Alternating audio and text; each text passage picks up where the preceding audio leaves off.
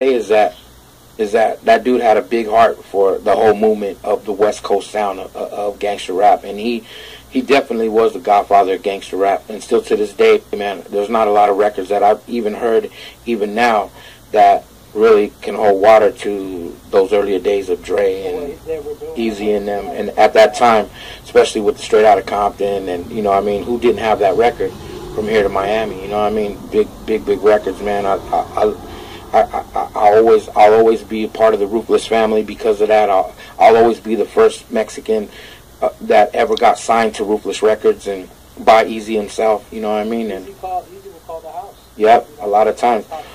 Eazy signed me in the most craziest ways. Eazy got on the phone and he was like, "Man, you're at a label right now that they sure are doing a lot of you know what." And it was like he brought me over there and he was like, man, he had a 750, like the first BMW that even got released in the street. Like he bought it off the dealership thing, and he's rolling around and look at, for him to want to sign me at that time, we lived in Moreno Valley. He got in his car from out here from Topanga and drove out to Moreno Valley, and he had $100,000 in the gear shifter part right there with a white towel over it. And he was like, and behind it he had his homie with that Cadillac, the white Cadillac on the rims, following him, and they parked it right there to my house. And he's all, man, he gets out of the car like that in Moreno Valley, and he tosses me the keys, and he goes, "I really ain't got nowhere to park this Cadillac. So can you hold it for me for a while?" I was like, yeah, I'll hold it. You know what I mean? Ride it, do whatever you want with it. Like, man, it was clean, brand new Cadillac, dude.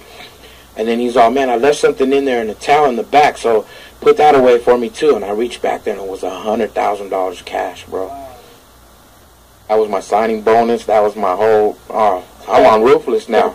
I made the call, like, man, Virgin, no more Virgin, and they were like, man, no more Virgin Records. And like when I said that, this is what he told me, dog, word for word. And I really don't want to put it on camera like that, but he said, for them being virgins, they sure do a lot. I got your paperwork right here. You ain't getting your money, dog. Last night while I was dreaming, I had a talk with Eazy, and believe me, he was real glad to see me. Where you been, little homie, and why'd you have to die? I've been shooting dice at that crap table in the sky. He said, how are things going at the G-spot? Tony still gambling, Julio slamming, ain't nothing changing but the zeros. Keep it up, fool, you'll be some epic heroes.